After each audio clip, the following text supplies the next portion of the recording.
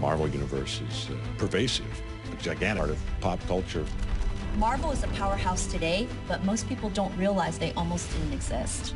People think that Stan Lee just came on the scene and created these great characters, not realizing he had already been there in the industry for a couple of decades. Start to unravel the history and realize that it all began with Stan Lee going, just don't want to do this, almost walking away from comics. I had wanted to quit working there. I wanted to do a lot of things that were different. Marvel had a lot of luck in its corner as far as timing.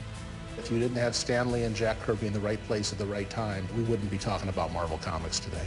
You think about Stan Lee and Jack Kirby writing all of these comic books that have now become these iconic movies. It's just amazing. Stan and Jack coming together was a monumental turn in the history of pop culture that nobody saw coming. There wasn't anything that would lead you to think that these guys are going to change the world.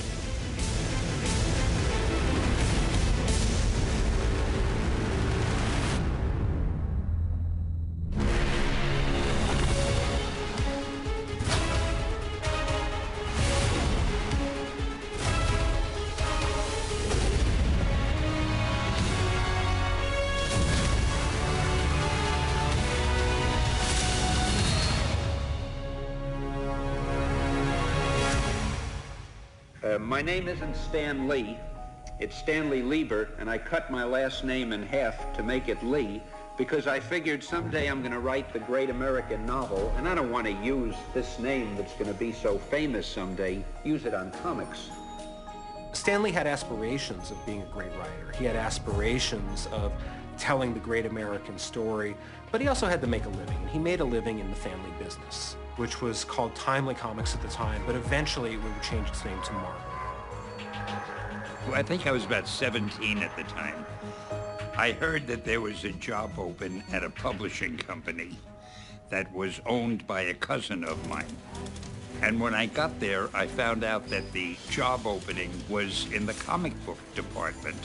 And I use the word department loosely because it consisted of two people, Joe Simon and Jack Kirby.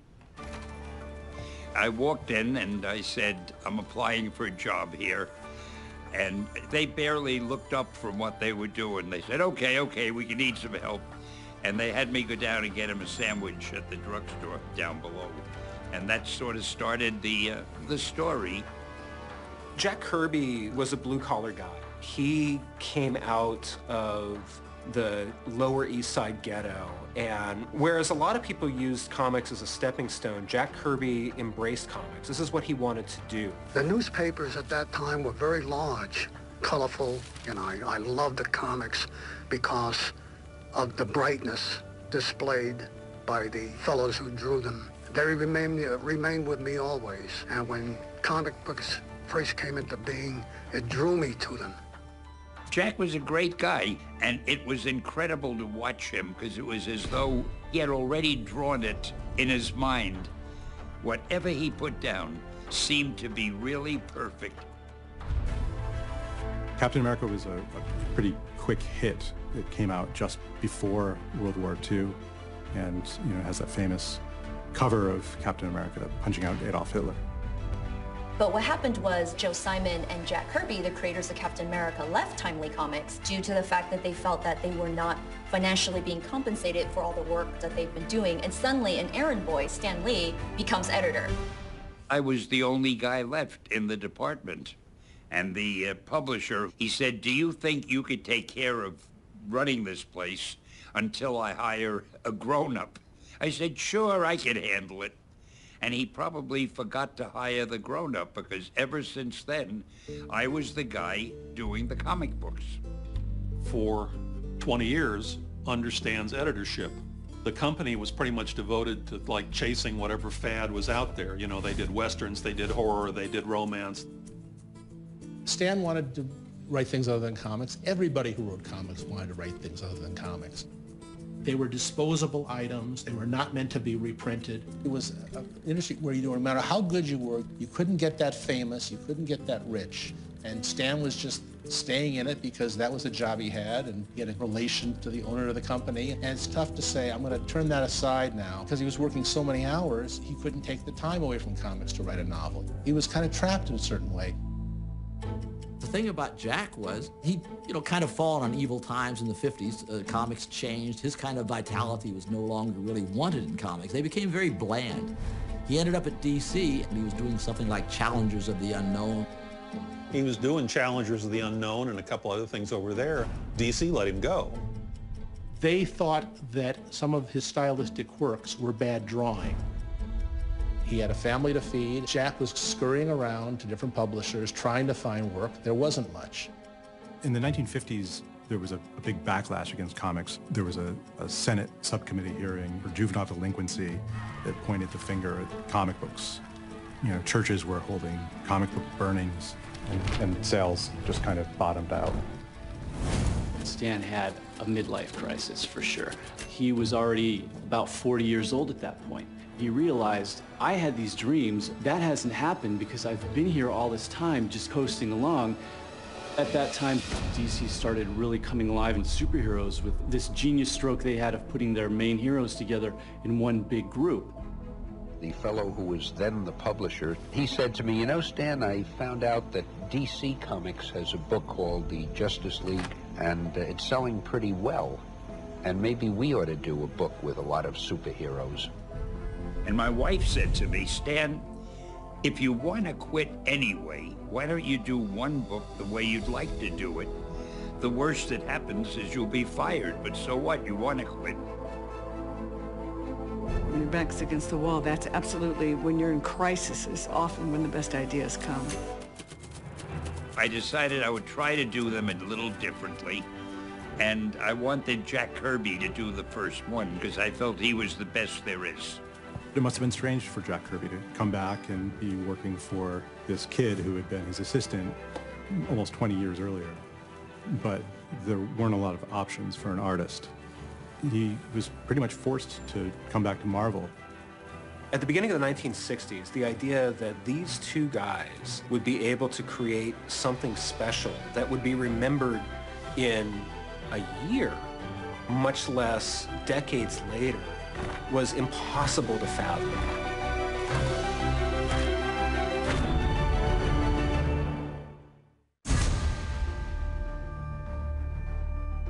DC became the establishment in the 50s and really the big corporate comic book publishing company that everybody recognized. Because DC had the Trinity, Superman, Batman, Wonder Woman, they were already well established 20 years ahead of Marvel Comics. They had the distribution agreements that got their magazines out into the newsstands. But they also played it as safe as humanly possible. As a result, the stories that came about in the comics were really designed for very young kids. They were written for 7-year-old kids. There was no thought really of characterization, of personality. So on the first one, which became the Fantastic Four, I was trying to take these comic book characters and treat them as if they were in a book by some famous author, by Charles Dickens, and make them real characters as much as possible in the comic book medium. Even the villains are people. There is something in their lives that makes them become a problem to others. They were not like the Justice League over at DC. They had issues, they had problems. I honestly don't believe that they thought it would be successful. I remember seeing the Fantastic Four on the stands in the summer of '61. So I picked it up, and I really found that it was quite different from the DC comics. The art was more exciting, but the writing was even more strange because the characters were a little more realistic. It took those comic book tropes of heroism and so forth and kind of turned them on their head by having these characters not like each other. Plus, the villain was even sympathetic. This guy was a tortured guy who could barely see, a rather pitiful creature. You know, these comic books are really about people who are flawed humans. And I think that Stan Lee and Jack Kirby really brought those characters, made them very complex from the beginning, and ultimately it resonated with people. The idea that a team of superheroes would have fights and break up, it just blew my mind. And it's immediately better than the Superman, Batman comics I was reading. Luckily, the book sold, and my publisher said, give me another book, Stan. We're going strong. Let's do some more. Stan thought he was going to quit comics when he wrote Fantastic Four, and I think he was as surprised as anybody by its success. And so all of a sudden, things were working, and Stan and Jack were able to dig a little bit deeper into their ambitions. Bruce Banner is a nuclear scientist who sees some teenage greaser driving on the test site and goes out to rescue him and gets bombarded with gamma rays. And the result of that is that he occasionally turns into this huge, angry monster. It's a Jekyll and Hyde situation. As much a horror story as anything. Around that time, Stan Lee also decided to change the name of the company. Originally, years ago, we were told Timely Comics. Then we were called Atlas Comics. I couldn't do enough with the word Atlas in advertising. And I said, gee, I'm going to change the name of our company to Marvel, because I could get so much out of it, like sayings like, welcome to the Marvel Age of Comics. In a very short amount of time in the early 60s, Lee and Kirby created a huge cast of characters that to this day is just still amazing. It was a magic between the two of them that I don't think has ever been reproduced. Jack, his work, very over the top and exaggerated, and Stan's strength was creating characters and writing dialogue for them that was very, very human. And maybe they do sound conflicting, but on the page, it took that over-the-top situation, and suddenly you could identify with it because of the way they acted and the things they said. It was suddenly very human. As they grew, as they expanded, especially during that 2-year period, you know, when they were creating these characters, people started to sit up and take notice. You know, another aspect of it is it's great art. Jack, he created an in-your-face way of telling a story that if you look at comics prior to Jack Kirby's work, there's no evidence. Very flat. DC Comics, very rarely would you see exaggerated close-ups, or if someone was hit, there was still that adherence to a middle distance. What Kirby would do is subvert that incredibly. He would have close-ups, points of view. Jack had drawn for DC Comics. They kept telling him, don't draw like that, draw more like the serious guys. Stan recognized that Jack was exaggerating for a purpose, and Jack soar. Nobody could draw the way Jack drew. It was incredible watching him work. They were putting each other to get to new creative places that nobody had gone to before. When I first came up with the idea for Spider-Man, it was natural for me to want Jack Kirby to draw him, but after Jack had done a few pages, Peter Parker looked too heroic.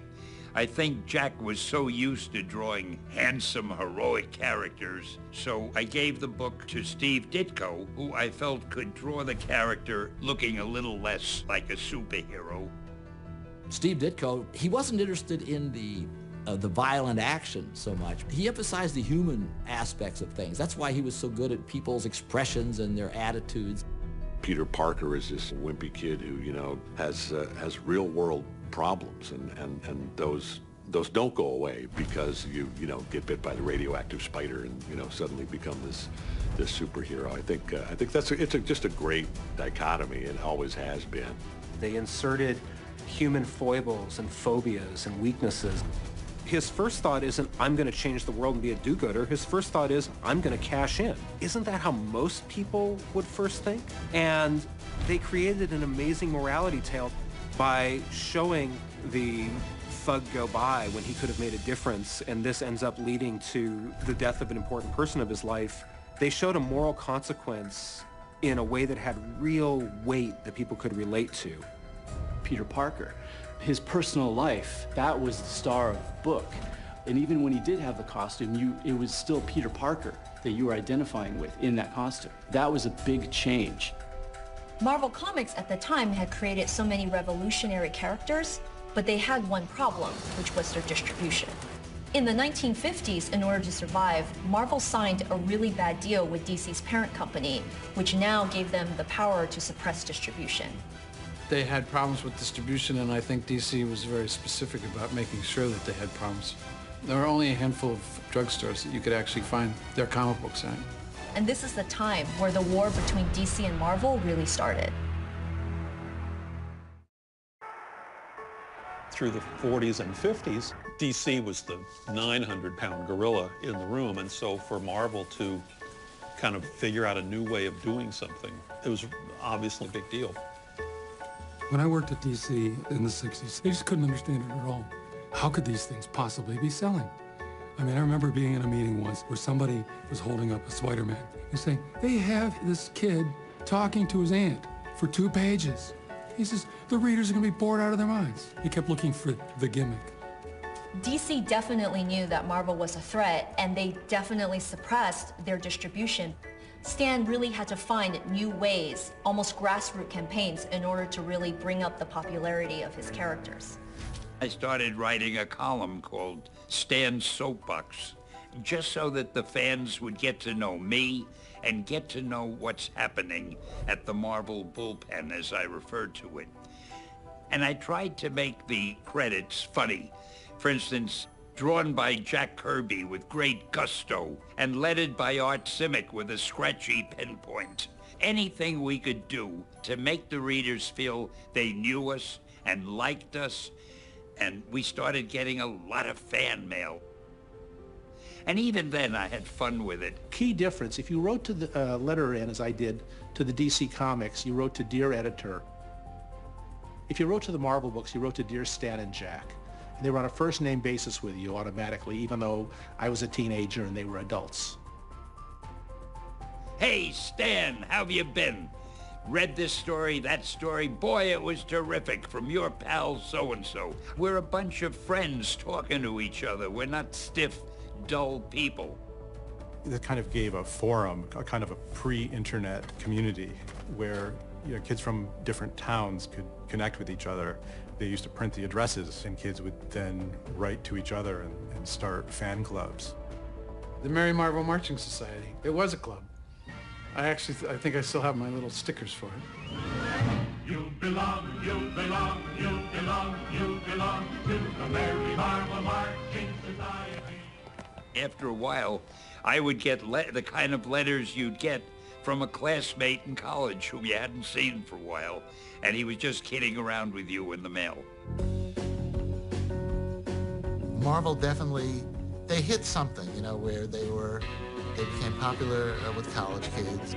I think the reason a lot of these characters caught on was because it was written at a much higher understanding rather than just the very flat, childish superhero comics that were before. And also, you got to credit people like Kirby and Steve Ditko and their art for being so cosmic, so out there, that at that time, it just fit in perfectly with the counterculture and the hippie movement. The University of California's humor magazine, The Pelican, recently called Marvel Comics the greatest revolution in literature on campus since the fold-out nude. But I don't understand. Well, there is a little revolution that we like to think we've started. We're offbeat enough to appeal to the college crowd, to the so-called in crowd. Matter of fact, Esquire, a few issues back, referred to the 28 people who were most important to those on campus. And among the 28, which consisted of politicians and celebrities and so forth, they had the Hulk and Spider-Man, 2 of our ever-loving characters. Marvel came in and disrupted with kind of a new voice, where they took all this ancient mythology and reiterated it into today's world. I think that a lot of it had to do with the times. Marvel's approach to creating these neurotic, relatable superheroes was riding right alongside rock and roll becoming a real force. None of this stuff happened in a vacuum. Pink Floyd using Doctor Strange, that's disseminating Marvel Comics into the culture and having them take hold beyond your core audience. And for a lot of us who loved comic books, having somebody reference something you're like, oh my God, A, you're cool, B, I know that as well, and C, it's great that you brought it into this thing. There was Peter Fonda calling himself Captain America, an Easy Rider. This year is Captain America. What is the story of Captain America? What kind of a cat is he? Well, we revived him from the so-called golden age of comics. He's become satirical because we play him straight. It must have been really cool for Jack Kirby to bring back Captain America and really do his character in a whole new way. He became kind of this disillusioned American. We see this growing ambition in both Stan Lee and Jack Kirby that it becomes almost a social criticism. X-Men were created in the 60s in a time of civil rights, of turmoil, and awareness. I mean, most of all, the X-Men is about tolerance and not pushing away outsiders. One of the things I've always been against is bigotry, and the X-Men fans have told me that that series is one of the greatest battle against bigotry that I could have written. You can see how the civil rights movement influenced some of those early X-Men. You've got senators like speaking out against these people who aren't like you and I, these giant robots called the Sentinels. This story came out shortly after there were armed guards assaulting black people. It's hard to not see the parallels.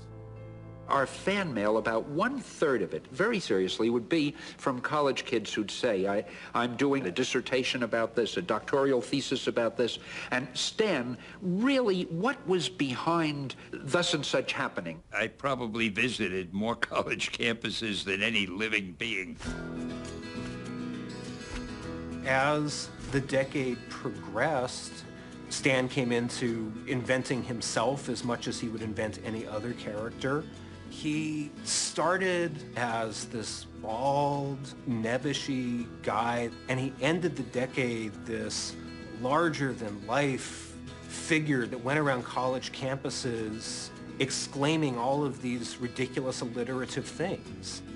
Life is so insane that if you try to do anything that is the way things would be in real life, it has to come across like satire. So all of a sudden I learned that I'm a satirist.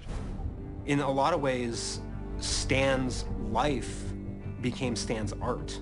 And him taking center stage may not sit as well with somebody like Jack Kirby, who regards, hey, I'm doing the real work here.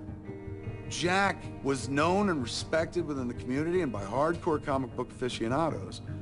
But, you know, if you go to the average person and say, who's Jack Kirby, they might be like, I don't know. You say, who's Stan Lee? Like, oh, Spider-Man, Marvel Comics. This was the problem in Stan and Jack's relationship in a big, bad way.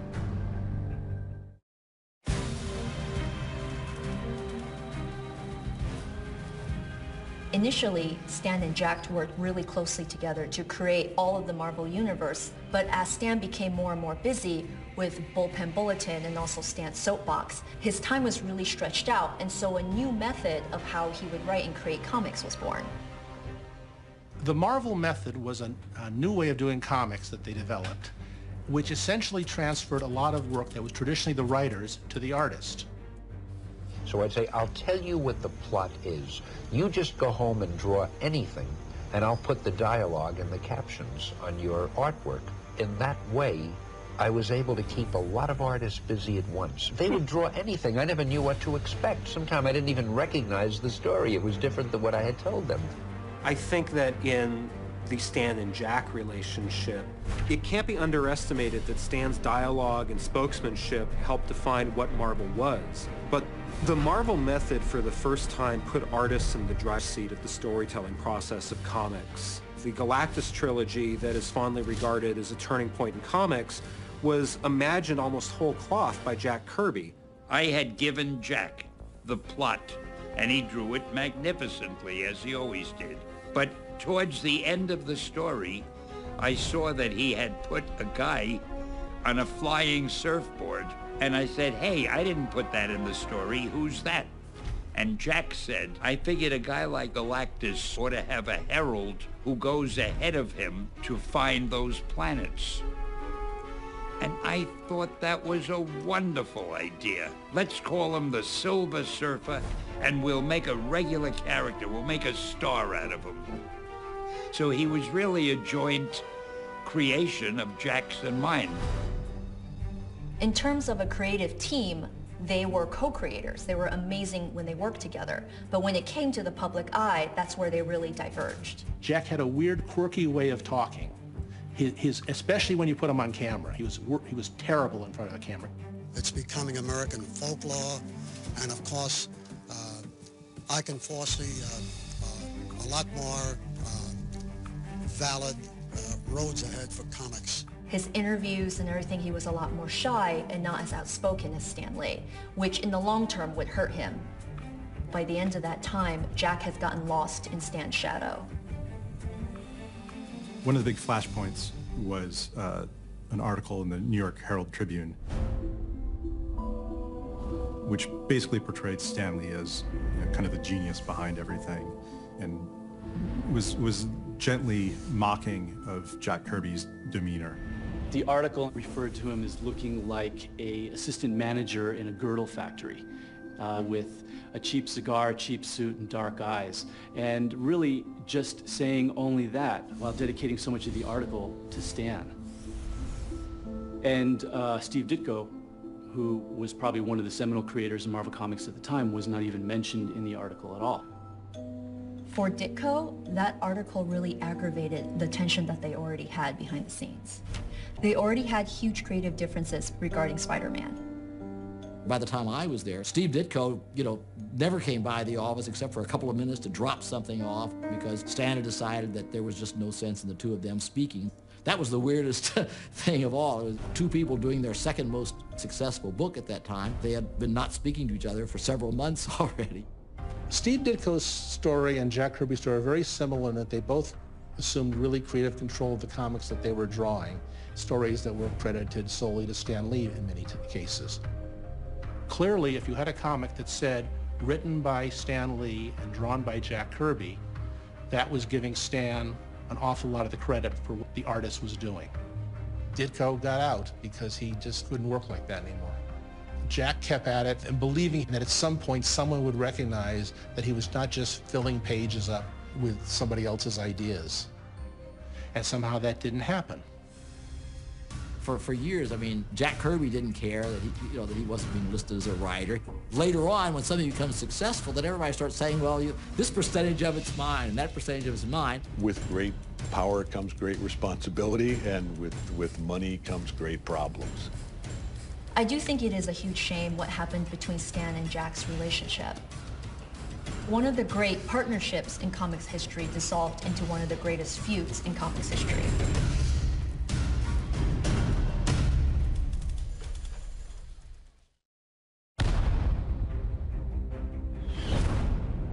When did I first become aware of Jack Kirby? It's sort of like saying, when did you first recognize that when the sun came up in the morning, it got brighter, It was like that level of, he was, to me, Marvel.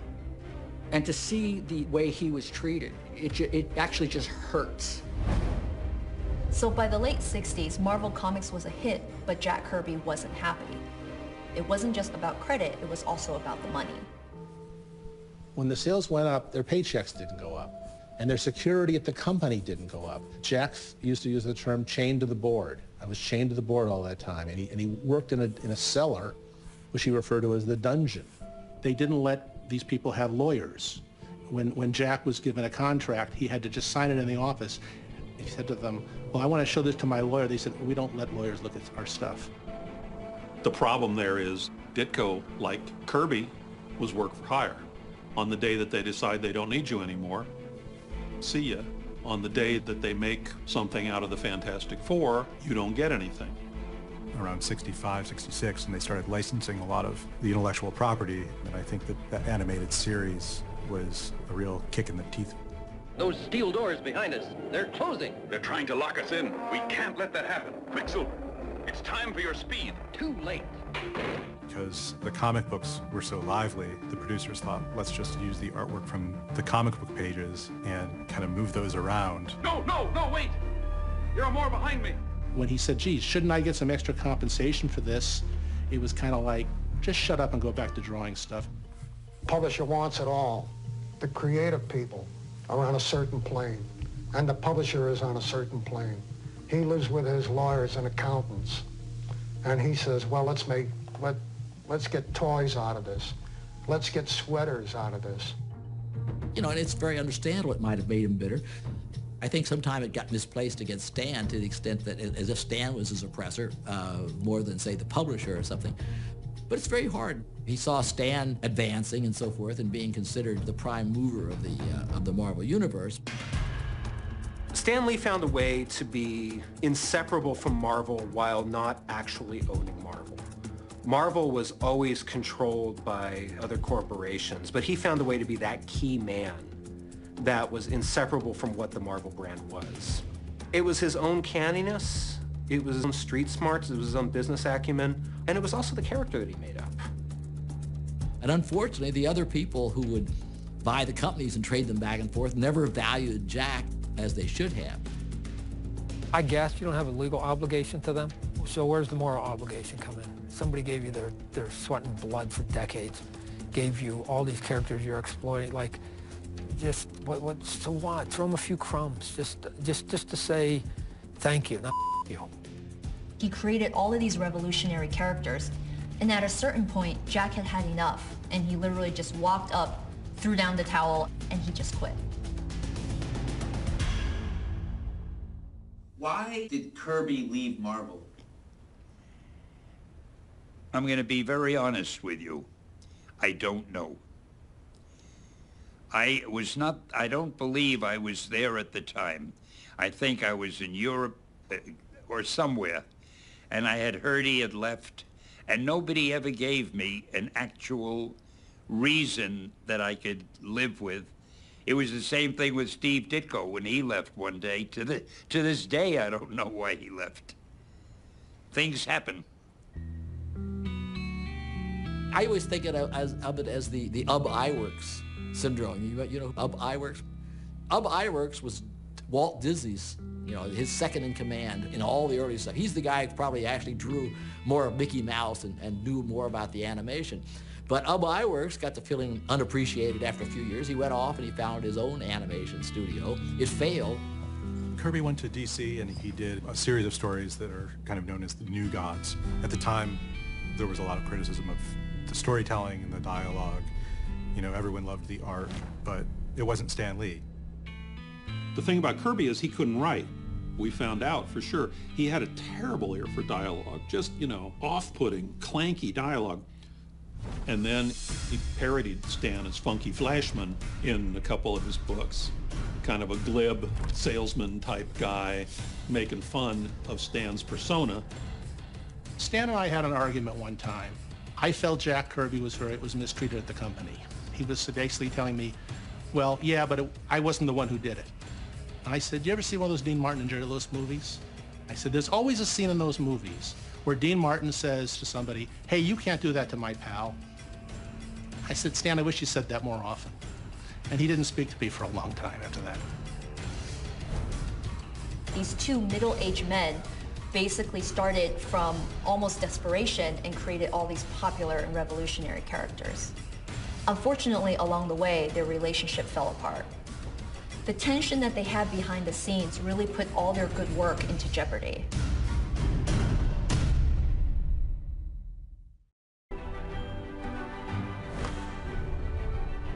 I think despite later conflicts, I think there was a fondness that they had for each other. Needless to say, a great synergy in terms of creativity.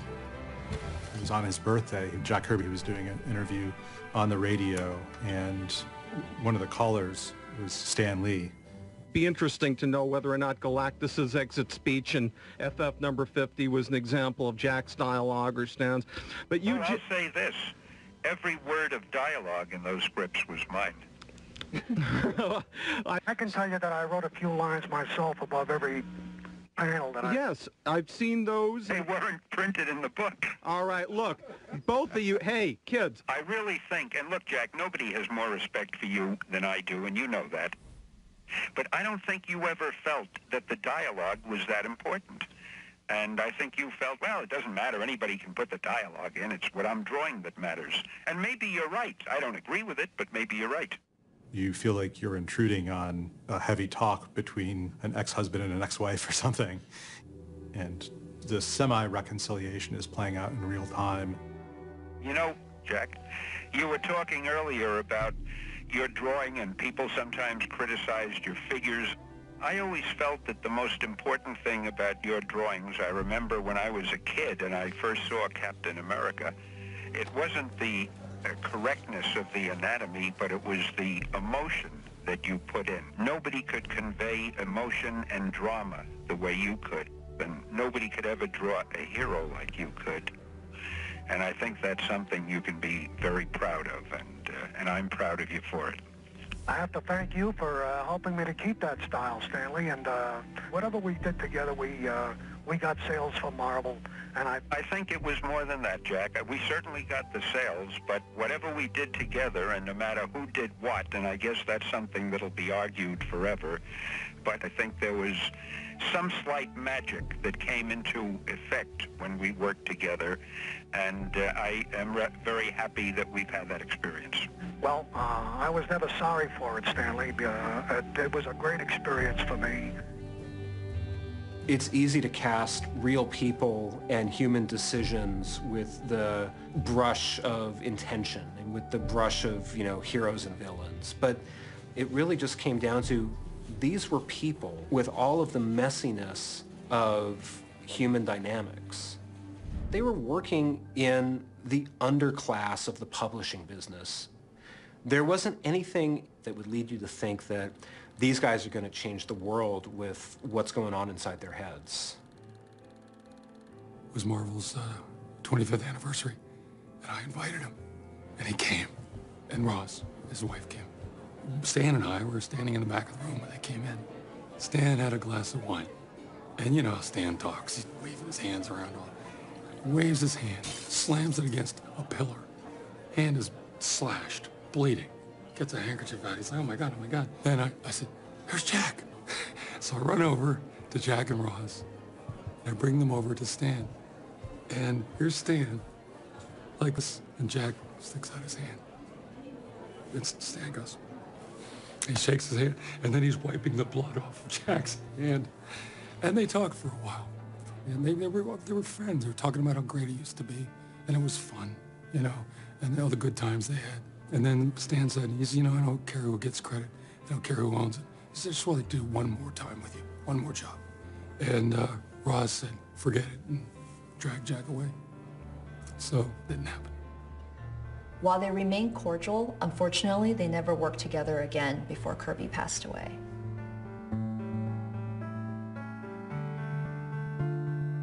There's a few different people that can play the Moses role in the history of comics, and Jack Kirby's one of them. He was able to lead us to this promised land of story, but he didn't get to enjoy it himself. I think when you look at people that have come up from that environment, creators negotiating for a fairer piece of what they create in the way that Rob Liefeld gets a piece of every piece of Deadpool, whether it's Robert Kirkman controlling his own destiny, creating something like The Walking Dead, they were informed by the fact that Jack Kirby didn't receive that. And it was those stories that made me go into my career with my eyes wide open, of going, if they could do it to Jack Kirby, they can do it to anybody.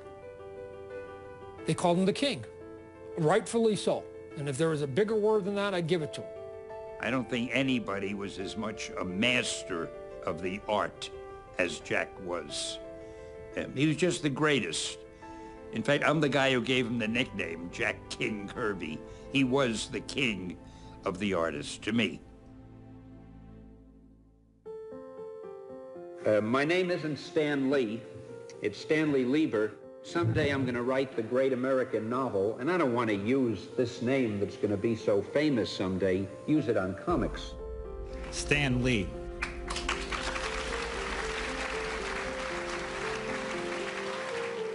Funny to think maybe in an alternate universe, Stan did write the great American novel. It flopped, and he was never heard from again. Stan did create something akin to the great American novel by creating this huge Marvel universe. And by creating, I mean being part of something that all these other people were involved in to help shape it into what it is. I worked with Steve Ditko, and I worked with Jack, and it was very clear that Stan more than pulled his weight. He was the glue that held it all together. He was conducting the orchestra. I don't think he took too much credit. I think he created the whole thing. Sorry. Obviously, he could not have done it without Jack Kirby or Ditko or the other artists, but, you know, certainly without Stan Lee, no Marvel Comics. He's got like a spark of youthful energy to him. And there's a curiosity inside of him that doesn't seem to die out. And I think that that is the true key to long life. And he's just a perfect archetype for that. It's really incredible when you think through what Stan Lee and Jack Kirby have accomplished. X-Men and the Hulk and the Avengers, they are our biggest stories of today. You know, they're stories about outsiders. And I think that Stan Lee and Jack Kirby, they were just like them. They were different. They were ostracized. They didn't fit into society. Stan Lee and Jack Kirby are the Lennon and McCartney of Marvel Comics. And just like the Beatles, eons from now, people will still be talking about these characters and the people who created them akin on the same level. They're the gods created the gods. I love them all. I love Thor, I love the Hulk, I love Daredevil, the X-Men, the Avengers, Spider-Man, the Fantastic Four, Doctor Strange, the Black Panther. To me, they're all part of a family.